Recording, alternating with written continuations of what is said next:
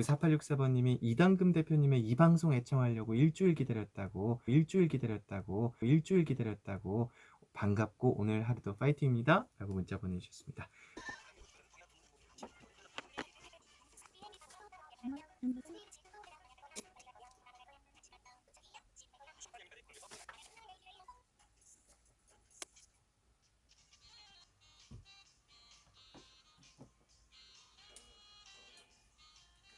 연극이 좋다.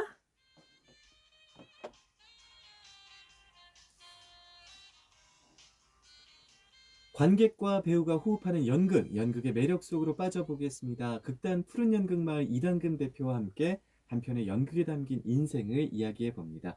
안녕하세요. 안녕하세요. 이당금입니다. 반갑습니다. 네. 장마 비가 내리고 있어요. 비가 내립니다. 네. 비가 여기 밖에만 내리는 게 아니라 네. 비가 내리고 있습니다. 장마가 좀 그래도 비가 좀 어제 밤부터 어제 오후부터는 조금씩 내렸죠. 네, 혹시 7월에 내리는 비 이름이 뭔지 아시나요? 7월에 내리는 비요? 네. 글쎄요. 7월에 내리는 비는 뭐 이름이 따로 있나요? 예, 이 고정희 시인의 시 중에서 이런 시구가 있어요. 2월에 찬비 내린다. 3월 단비 내린다.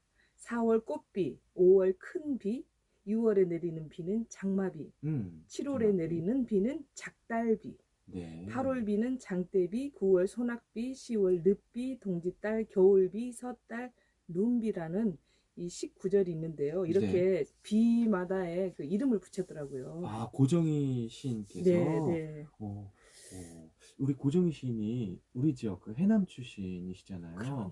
네, 저희 한번 소개해드린 적이 있었는데 이 고정희 시인의 시구를 오늘 소개해 주는데 작달비.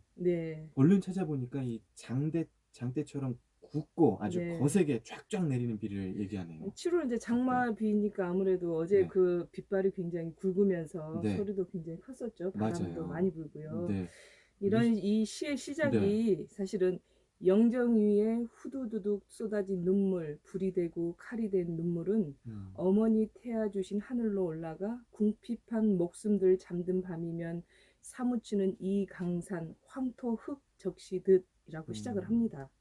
그러다 보니까 사실 시를 읽다 보니까 어머니라는 말 그리고 영정이라는 이런 단어에서 떠오른 작품이 있어서 오늘은 그 작품을 소개해 드릴까 합니다. 어떤 고정희 시인의 상상력에서 그 단비, 꽃비, 찬비에서 또 우리 이당금 대표의 어떤 감성, 영감으로 또 이 엄마는 50의 바다를 발견했다라는 연극 이야기인데요. 드니지 살렘 작가의 그 작품입니다. 이 원래 원제목이요. The Sea Between Us. 사실은 우리 사이의 바다. 우리 이런 말이죠. 바다가 육지라면 뭐 이런 말도 있고 바다를 사이에 둔 그리움 막 이런 게 있잖아요. 그런 건데 원래 원제목인데 우리나라에서 1991년도에서 초연할 당시에 엄마는 50의 바다를 발견했다라는 제목으로 바꾼 거예요. 근데 이렇게 제목이 바뀐 이유를 보면 그 바탕에는 그 당시 그러니까 80년 90년대에 우리 여성들의 삶에 주목을 해보면 엄마라는 존재가 사회적 역할로 어떠한 위치에 있었는지 그런 것들을 잘 살펴볼 수 있을 것 같아요. 네, 그렇군요. 가족들에게 헌신했던 엄마들에 대한 이야기라고 보면 되겠네요. 네, 이 작품이 1981년도에 쓰여졌어요. 작가는 이집트 태생의 프랑스에서 활동하고 있는 여배우였는데요. 남매를 키우던 가난한 엄마가 이집트에서 프랑스로 이주를 해요. 그 시대의 프랑스는 화폐 개혁이랑 이런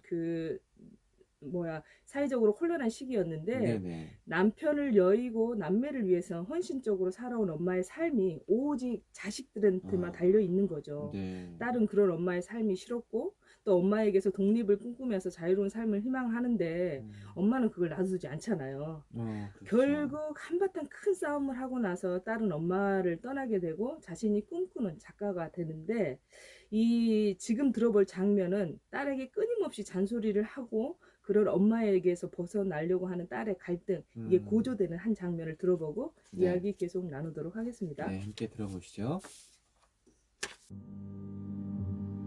그날 그녀는 엄마에게 더 이상 함께 살 수 없다는 말을 하기로 결심했다. 엄마가 아버지의 죽음 이후로 더 이상의 외로움은 견딜 수 없다는 이유로 여러 말이 오고 갔다. 마치 안 터지려는 공들처럼 엄마의 머리 위로 팽팽한 말들이 튕겨 올랐다. 그날 저녁 엄마는 유난히 명랑한 얼굴로 돌아왔다. 예! 내일 한우카 축제를 위해서 내가 뭘 사왔는지 와서 좀 보려무나. 어머어머, 얘, 넌 그것도 벌써 잊어버리고 있었니? 감자 스테이크 후에 맛있는 샐러드를 먹으려고 신선한 야채들을 잔뜩 사왔다. 이거 초콜릿 과자하고. 자, 이제 건배하자꾸나. 하나님이 너와 함께 하시기를 이 세상의 모든 행복을 너에게로 기원하도다. 야, 참, 얘, 너 학교 일은 어떻게 잘 돼가고 있니? 아시잖아요. 학교라면 난 지겨워요. 엄만 그동안 수없이 겪어보고도 또 그걸 확인하고 싶어서 그래요? 이젠 정말 집어치우고 싶다고요. 아직도 그 지경이면 그럼 넌 학교를 어쩌려고 그래? 그럼 그 신문에 쓴다는 지 글은 어떻게 됐어? 그건 신문이 아니라 잡지예요. 아유, 신문이나 잡지나 그게 그거지 뭐. 사실 난 글을 쓰고 싶은 거예요. 그 밖에 다른 건 싫다고. 그건 안 된다, 얘. 넌 네 할 일을 중단하면 안 돼. 그동안 한 공부를 생각해서라도 말이야. 너한테는 안정된 일자리가 필요한 거야. 시집갈 나이도 됐고. 너 나이가 40이 돼서 아이 낳으려고 하는 건 아니겠지? 엄마, 벌써 얘기했잖아요. 나 애 안 낳는다고. 아우, 얘가.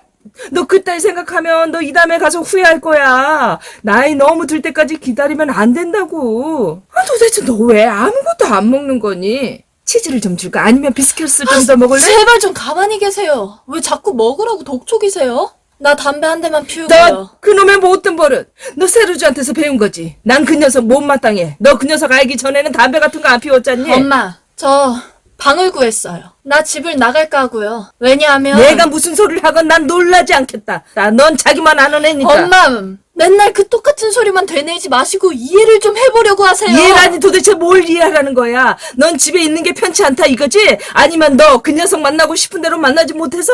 이 폐연망덕한 같은 이라고. 엄마도 그 친구 하는 일에 관심이 없는 건 아니잖아요. 내가 그 녀석이 사진을 찍으니까 그런 것 뿐이지. 관심은 무슨 관심? 그 녀석한테는 호박이 넝쿨째 굴러 등격이지. 예쁘고 똑똑하고 고정 수익까지 있는 처녀를 잡았으니까 말이다. 그보다 더 좋은 봉이 어디 있겠니? 아이고, 내 참 기가 막혀서.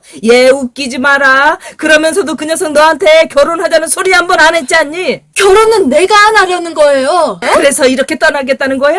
너 부끄럽지도 않아? 넌 어쩌면 그렇게 너희 아버지를 쏙 빼닮았니? 매몰차고 냉정하고 인정머리하고는 한 푼 없지도 없는 게 말이다. 난 너희들한테 모든 걸 바쳤는데 모든 걸 말이다. 바라는 거 하나도 없이. 그런데도 그 결과가 그래 이거란 말이야. 엄마는 보통 엄마가 아니라 우리 집안의 폭군이라고요. 난 이제 엄마 밑에서 사는 게 지겨워요. 엄마의 호들갑에 지쳤고 허구한 날 이건 돈이 얼마 들고 저건 얼마고 하는 돈 얘기에 넌다리가 난단 말이에요. 그러면서 내일은 전혀 모르는 척 해왔지 않아요? 엄마는 신문을 읽어도 산면 기사밖에 더 읽으세요. 그 밖에 세상이 어떻게 돌아가는지 중요한 건 아무것도 모르잖아요. 게다가 엄마는 히스테리 환자라고요. 정말 여기서 난 숨을 쉬며 살아갈 수가 없어요. 그러니 엄마 혼자 남게 되는 외로움 얘기로 나를 붙잡지 마세요. 수없이 들어온 얘기니까. 너 할 말 다 했니? 아니요, 그뿐이 아니에요. 엄마가 살고 있는 여기, 엄마가 우리 집이라고 말하는 이 집, 이 가구들 좀 보세요. 하나같이 너무 더럽고 저지르고 낡고 너무 후져요. 그만해, 그만, 제발 그만해. 그래, 가버려. 가거라, 가. 나가서 어떤 놈하고 살든지 잘 살아봐.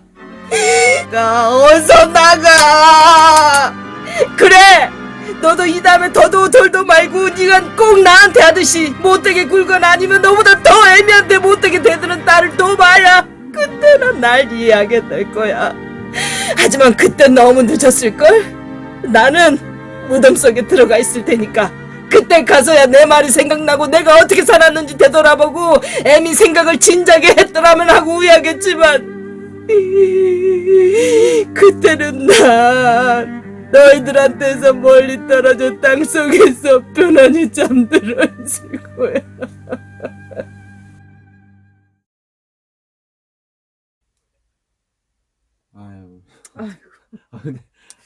따님이 말이 심하네. 아니죠. 엄마가 사실은 네? 이 장면이 엄청 귀찮게 해요. 그래도 막 엄마한테 이렇게 너무 챙겨주면서 심해. 우리 그러지 않아요? 두식 아나운서님은 네. 부모님한테 잘 하시네요. 그래도 이 정도는. 5961번님이 네. 다 나를 위해 하는 말이고 살아계실 때 잘해야 되는 거 아는데도 일단 어머니 잔소리 시작됐고 그러면은 힘들고 지치고 그런다고 그래 자리 피하게 된다고 왜 그럴까요? 해주시는데 참 많은 가정에서 뭐 볼 수 있는 풍경이죠. 그렇죠. 네. 이게 사실 나이 90대신 부모님이 70대신 자식한테 자주심해라, 밥 챙겨 먹었냐, 아가 그런 데잖아요. 맞아요. 사실은 이게 1981년도에 발표된 작품이 이 프랑스 연극계에서 아주 큰 화제를 낳았어요. 네. 그리고 신인 작가상을 받으면서 그 동서고금을 막론하고 어느 가정에나 있을 수 있는 얘기잖아요. 특히 엄마와 딸 관계는 엄마와 아들 관계는 좀 달라요. 우리나라는 또 아들을 되게 우대하는 그 성향이지 않습니까? 네. 남아 선호 사상. 네. 지금 요새 좀 많이 조금씩 바뀌어가고 있죠. 조금씩. 그런데다가 이 작가의 개인적인 실화를 바탕으로 한 작품이기 때문에 이 아마 그 지금 그 들었던 모녀지간의 대화가 아주 생생할 겁니다. 현실적으로 들릴 수밖에 없는 거고요. 네. 우리나라에서 1991년도에 박정자 연극 배우님이 이 작품을 그 초연을 하셨거든요. 엄마 역할을 하면서 사실 엄마 부대가 생길 정도로 대단히 핫하고 이슈한 연극이었어요. 그래서 뭐 지방에서 서울에서 이 연극 보기 위해 가지고 버스가 공연장 앞에 막 줄을 섰다고 직접 제가 말씀을 들었거든요. 아마도 그때 그 시대에 우리 여성들, 특히 엄마라는 역할에 대한 이런 성찰, 그리고 여성의 그 사회적 역할에 대한 위치, 이런 질문을 던진 작품이었기 때문에 아마 엄마에게 또는 딸들에게 그리고 모든 여성들에게 주목받은 작품이 아니었나 싶은 생각이 들어요.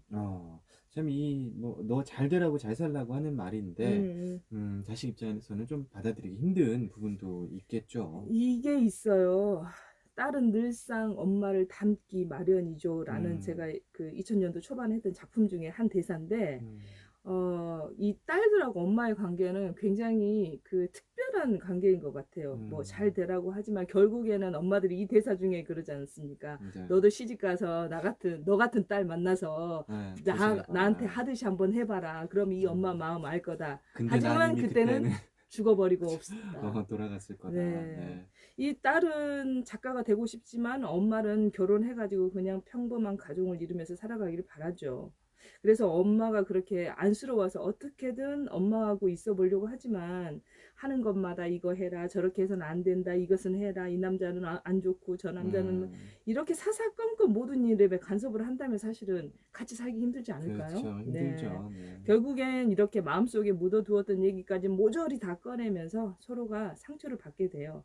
그래서 결국 딸은 떠나게 되고 혼자 남은 엄마는 그 상심을 이제 바다로 여행을 하면서 좀 그 치유하게 되는데 그때 처음으로 자유함을 느끼면서 딸에게 엽서를 보내는 내용이 있어요. 그 제가 한번 좀 읽어보겠습니다. 네. 얘야, 호텔은 아주 좋다. 식당에서 바다가 보여. 난 매일 해수욕을 한단다. 먹을 것도 너무 푸짐해. 알베르 아저씨가 나한테 썩 잘해준단다. 아참 50%나 세일하는 원피스를 한 벌 샀단다. 너를 사랑하는 엄마가 다시 쓸게. 안녕. 그 원피스가 딸한테 선물 주려고 산 아니요, 본인이 입는 거죠. 지금까지 자기가 먹고 싶은 거 한 번도 못 먹고 그 비싼 옷도 한 번도 안 사봤는데 50% 세일하는 원피스를 샀다고 이렇게 너무 행복해해요. 제가 그 2016년도 이 연극 공연했었거든요. 그런데 지금 일부 관객들이 저한테 물어봐요. 야, 이당근 배우 왜 알베르 아저씨는 어디 간 거야? 왜 엄마가 알베르 아저씨 그냥 놔두고 왔어? 여기서 잠깐 한 번 등장하는 인물이에요. 알베르 아저씨. 엄마는 50에 바다를 발견했다. 그 제목이 이해가 되는데 엄마 나이 50이 이르고 그때서야 자신의 삶을 되돌아본다는 이야기죠. 아이들 성장하고 시집 장가 보낼 때가 되면 엄마 나이가 거의 50 정도에 이르죠. 그 시절이나 지금 시절이나 사실은 여성의 이 사회적 역할, 가정에서 역할을 하다 보면 자신의 삶을 돌아보거나 살아가기가 여전히 쉽지는 않죠. 그래서 가끔씩은 일부러라도 여행을 떠나보면서 충전을 하고 또 그 충전의 힘으로 힐링해서 가족들을 돌보고 자신의 삶으로 이렇게 다시 돌아오기를 바라는 입장인데요. 저 개인적으로도 많은 여성분들 그리고 또 가족을 지키는 엄마들이 너무 늦지 않게 좀 더 빠른 그 시간들을 좀 잡아서 여유 있게 가족들과 또 여행도 좀 가시고 그랬으면 좋겠다라는 생각이 들어요. 오늘 우리 청취자분들도 어머님께 다들 전화 한 통씩 해보시면 좋을 것 같습니다. 자, 오늘 네. 마지막 인사 연극대사로 해주실 거죠? 네, 마지막도 연극대사로 하겠습니다. 이건 딸이 엄마에게 보내는 네. 그 마지막 인사말입니다. 네. 키브롱 해변에서의 엄마의 모습. 나는 엄마가 처음으로 즐겼던 그 여름 휴가와 엄마가 돌아오셨을 때의 환한 얼굴, 그리고 어린애같이 즐거워하던 모습을 기억한다. 엄마는 50의 바다와 그 바다에서 해수욕을 즐기는 기쁨을 발견했다. 네. 네. 오늘 여기까지 하겠습니다. 극단 푸른 연극마을 이당금 대표였습니다. 고맙습니다. 고맙습니다. 다음 주에 뵙겠습니다. 이 작품 너무 예쁘네요. 네. 근데 진짜 엄마가 이러면 힘들어 같이 못 살죠. 상황이 되면 나와야죠. 그렇죠. 네. 굉장히 극성 엄마도 있어요.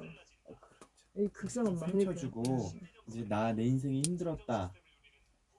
그거를 이제 자식이 만만하니까 내 배에서 나왔고 내가 키웠고 배우자 남편이라든가 너무 좋았는데 연극 시간이 아쉬웠어요. 언제 만나요? 2시간 다음 주에 만나요. 이당근 대표님 사랑해요. 네. 최고 광주 최고의 명배우 대배우 사랑합니다. 늘 많이 배우고 있습니다. 네, 고맙습니다.